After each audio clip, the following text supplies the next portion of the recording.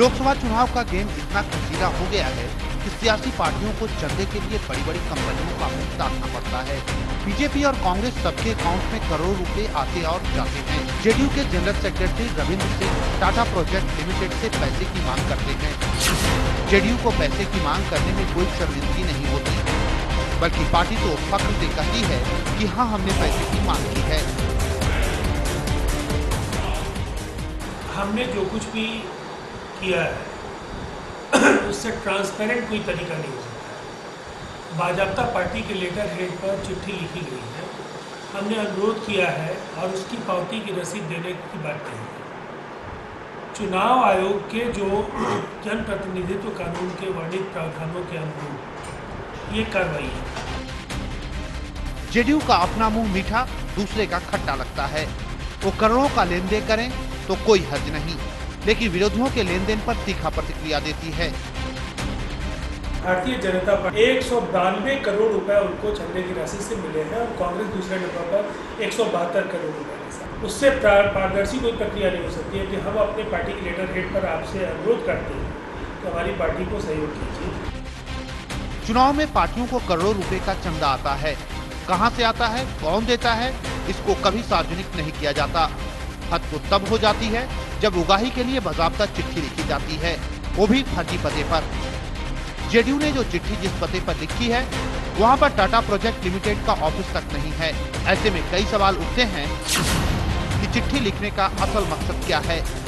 क्या चिट्ठी के जरिए धमकाने की कोशिश हो रही है और साथ ही अपने धन पशुओं को बचाने की साजिश भी।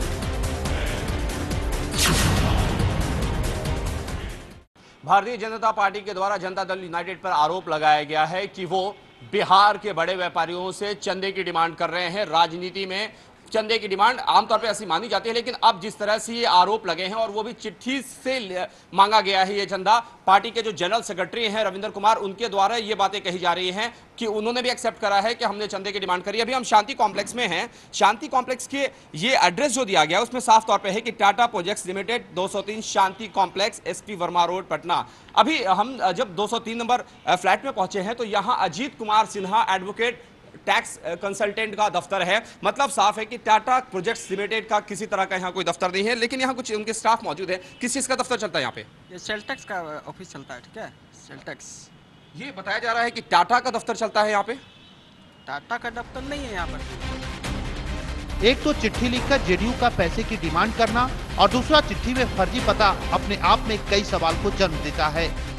क्या जेडीयू पैसे का गलत हिसाब दिखाने के लिए चिट्ठी लिखती है ताकि कोई शक न करे? क्या जेडीयू सत्ता का रौब दिखाकर पैसे की उगाही कर रही है? वो कुछ भी सकता है, पर इतना तय है कि पैसे का हिसाब किताब अंधेरे में है।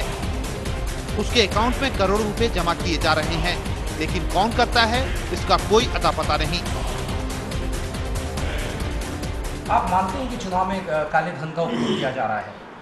निश्चित तौर पर चुनाव में काले धन का उपयोग हो रहा है, ये एडीआर ने भी कहा है, हम भी ये कहते रहे हैं।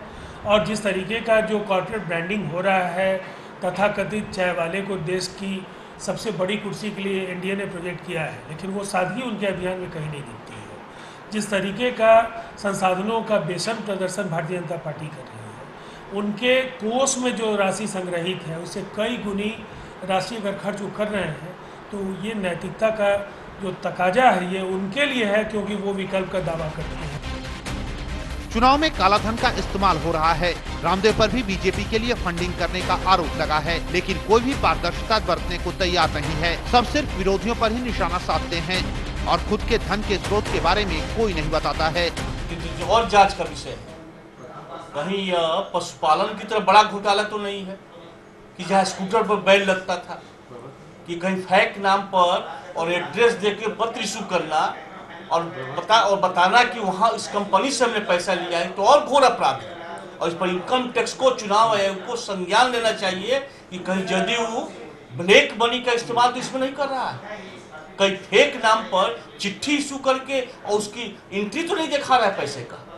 अगर दे रहा है तो इससे बड़ा आर्थिक अपराध नहीं कोई नहीं हो सकता देश के अंदर, राजनीतिक पार्टी के अंदर। इसलिए चुनाव आयोग को और आयकर विभाग को इसकी पूरी तरह जांच करनी चाहिए।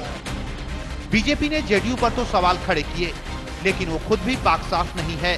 आयकर विभाग और चुनाव आयोग की सख्ती नहीं होने की वजह से करोड़ों रुपए का हिसाब किताब धुंध में है। आर्यन न्यूज के लिए पटना से दानिश रिजवान की रिपोर्ट।